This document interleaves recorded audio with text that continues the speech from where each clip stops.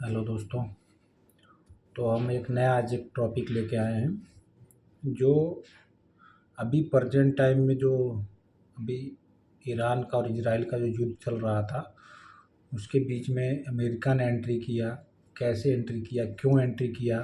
दो देश आपस में युद्ध लड़ रहे थे, तो अमेरिका की उसमें एंट्री की ज़रूरत क्या थी? ऐसा क्या हुआ जिससे अमेरिका एंट्री करने पे मजबूर हो गया? देखिए, सबको पता है कि इतने दिन से युद्ध चल रहा है और इजराइल एकदम ईरान पे अटैक करा और ईरान ने इजराइल पे अटैक किया। दोनों आपस में लड़ रहे थे और दोनों की लड़ाई ओनली बस एक न्यूक्लियर जो प्रोग्राम बना रहा था ईरान, उसको नष्ट करने का था, जिसमें अमेरिका भी इजराइल का साथ दे रहा था।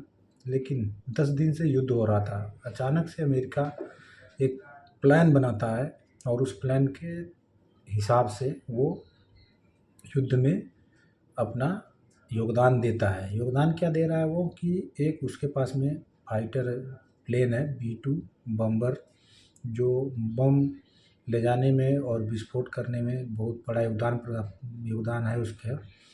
तो वो लेके जाता है 125 फाइटर प्लेन विमान लेके ईरान के पूरे एयर स्पेस में अमेरिका ने तांडव मचाया।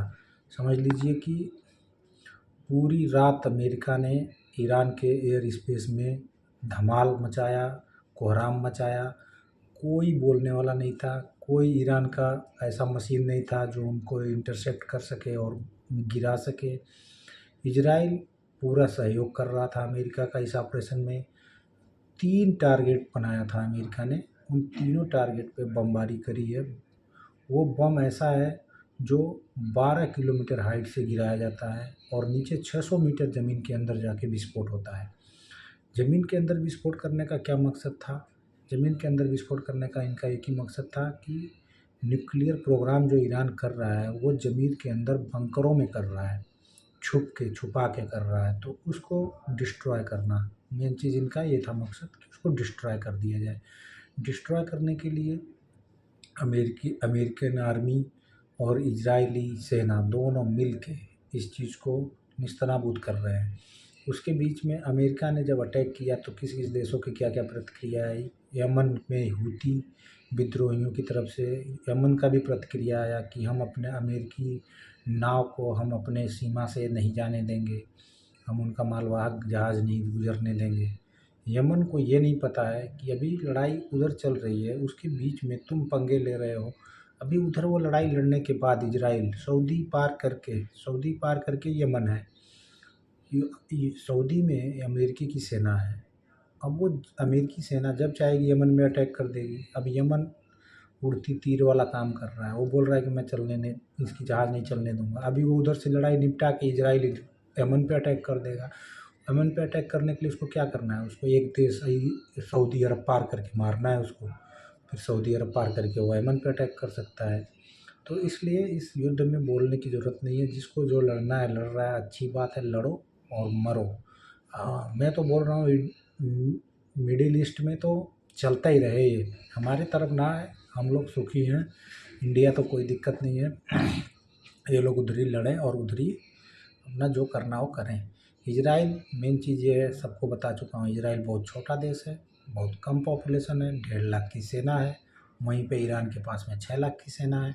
लेकिन ईरान के पास में इतनी टेक्नोलॉजी नहीं है। ईरान के पास में पैसा है, देश बड़ा है, सेना भी है, लेकिन इतनी टेक्नोलॉजी नहीं है। और टेक्नोलॉजी में इजराइल बहुत आगे है। इजराइल के पास में बहुत एडवांस टेक्नोलॉजी है जिसका कोई मुकाबला नहीं कर सकता है।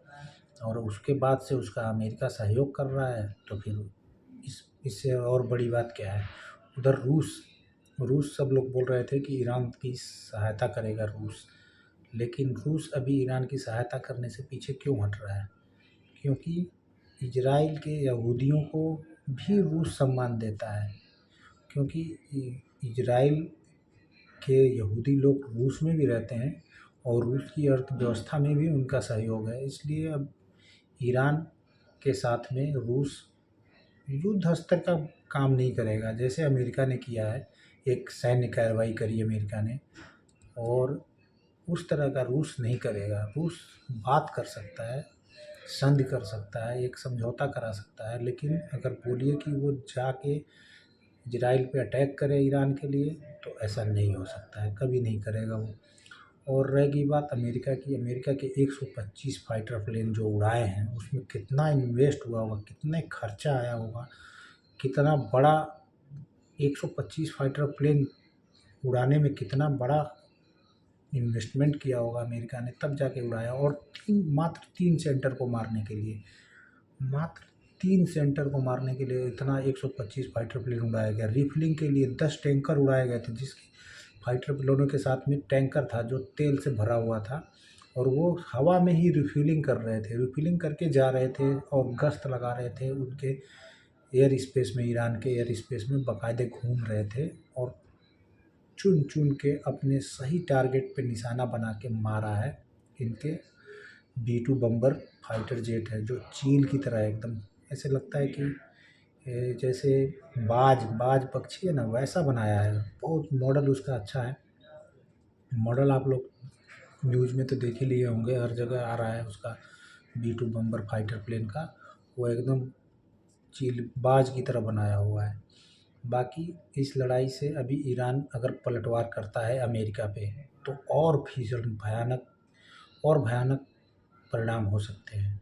अभी तक तो पलटवार नहीं किया है। अगर पलटवार करता है, सपोज दैट अमेरिका के किसी भी सैन्य अड्डे पे, क्योंकि अमेरिका का सैन्य अड्डा तो मेरी लिस्ट में हर जगह है, सऊदी में है, कुवैत में है, बहरीन में है, हर जगह पे उसका अमेरिका का हर जगह पे अड्डा है, सैन्य अड्डा है। अगर किसी भी अड्डे पे उसके अटैक करता है तो वो सीधा अमेरिका से टक्कर माना जाएगा, और फिर अमेरिका उसकी जवाबी कार्रवाई में कुछ भी कर सकता है। इसलिए अभी इस युद्ध को रोकने का पूरा हाथ खामनेई के हाथ में है। ईरान के जो प्रधानमंत्री है खामनेई, उनके हाथ में है। वो चाहे तो बाहर आएँ और बोलें कि हाँ, मैं परमाणु बम नहीं बनाऊँगा और मैं परमाणु बम बनाने से पीछे हटता हूँ, लेकिन अभी भी ईरान अपने परमाणु बम न्यूक्लियर का जो परीक्षण है उसको नहीं छोड़ रहा है। वो बोल रहा है मैं न्यूक्लियर तो बनाऊँगा ही बनाऊँगा, न्यूक्लियर मैं नहीं छोड़ सकता हूँ। और वो न्यूक्लियर बनाएगा तो फिर और आगे बेंजामिन नेतन्याहू और ट्रंप दोनों लोग मिल के इस चीज़ को डिस्ट्रॉय कर पाएंगे या नहीं कर पाएंगे, ये तो फ्यूचर बताएगा। बाकी अगर वो न्यूक्लियर बना लेता है तो सबसे ज़्यादा खतरा इन दो देशों को है, एक तो इजराइल को है और दूसरा अमेरिका को है, क्योंकि इन दो देशों से उसकी कट्टर दुश्मनी है। और वो अगर बना लेगा तो सबसे पहले इजराइल और अमेरिका को ही उसका रंग दिखाएगा वो, अगर दिखाना होगा तो। अगर नेतन्याहू अगर तुल गए हैं कि खामनेई को मार के हम तब ईरान को छोड़ेंगे, तो वो अलग बात है। फिर अगर वो खामनेई को मार देंगे तो वहाँ की सारी सरकार ही बदल जाएगी, सब कुछ बदल जाएगा, वहाँ का ईरान का सारा रवैया बदल जाएगा, खेल ख़त्म हो जाएगा। कि खामनेई, क्योंकि खामनेई कट्टर नेता हैं, मुसलमानों के कट्टर नेता हैं खामनेई, और वो धर्म के हिसाब से अपने देश को चला रहे हैं। संविधान के हिसाब से देश चलना चाहिए। जो देश धर्म के हिसाब से चलता है वो अपने धर्म के लिए किसी भी स्तर पे उतर सकता है। इसलिए वो लोग उसको परमाणु बम नहीं बनाने देना चाह रहे हैं। खामनेई को चाहिए था कि एक संविधान अपने देश में लाना, और संविधान लाने के बाद संविधान के हिसाब से देश को चलाना, और पूरी दुनिया के साथ में एक साथ मिल के एक परमाणु बम भी बना के अपने पास रख लेते, कोई दिक्कत नहीं थी। लेकिन आप धर्म को आप आगे करके उसके बाद आप कोई बड़ा काम करेंगे या जो खतरनाक चीज़ करेंगे, तो वो लोग नहीं करने देंगे। क्योंकि ईरान आतंकवाद को पूरे दुनिया में टेरर अटैक के लिए पैसा देता है, टेरर अटैक के लिए देता है, या जिस चीज़ के लिए भी देता हो, लेकिन देता है तभी तो लोग बोल रहे हैं कि टेरर अटैक के लिए देता है। पाकिस्तान देखो इधर खामोश है, पाकिस्तान ईरान का में बोल रहे थे लोग कि ईरान के लिए पाकिस्तान आगे आएगा, लेकिन पाकिस्तान अमेरिका के कहने पे खामोश हो गया है। हमको पता है इस लड़ाई में पाकिस्तान कुछ नहीं अब बोलेगा, क्योंकि मुनीर गए थे न्यूयॉर्क और वहाँ पे ट्रंप के साथ में बातचीत करी। ट्रंप ने उनको समझा दिया होगा कि तुम बीच में मत आओ, खामोखा पीसोगे, गेहूँ के साथ में घून भी पीसेगा, इसलिए तुम शांत रहो, बोल के उनको भेज दिया होगा, बोला होगा जाओ आप वापस, और हम लोग जो करने हो हम लोगों को करने दो। अमेरिका अभी देखिए 1-2 दिन में फिर दोबारा अगर हमला करता है तो समझ लीजिए कि क्या होगा। आगे का परिणाम। लेकिन ईरान इजराइल पे अभी भी हमला कर रहा है, क्योंकि ईरान मानने का नाम नहीं ले रहा है।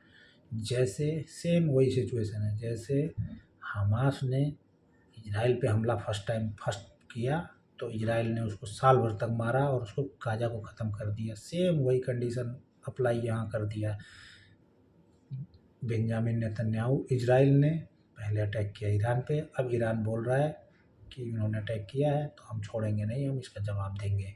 और वो रेगुलर मार रहा है, बैलिस्टिक मिसाइल से वार कर रहा है, बहुत तगड़ा हमला कर रहा है और बहुत सटीक तेज़ हमला कर रहा है। अल तेल अवीव में, जेरूसलम में और भी 4-5 जगहों पे इजराइल में हमले जारी हैं। आगे का देखते हैं। अमेरिका के एंट्री से थोड़ा युद्ध में सेंसिटिविटी आई है, थोड़ा लग रहा है कि युद्ध और आगे बढ़ सकता है या और कुछ नया पंगा ना हो जाए।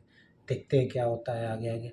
और बाकी आज आप लोग हमारे चैनल को सब्सक्राइब कर दीजिए, फॉलो कर दीजिए और लाइक कर दीजिए, कमेंट करिए। और बाकी धन्यवाद आप लोग का बहुत बहुत। और हमारा शो देखते रहिए आप लोग। बाकी आगे और नेक्स्ट कुछ आता है तो आप लोगों को हम अपडेट देते रहेंगे। धन्यवाद, नमस्कार, जय श्री राम।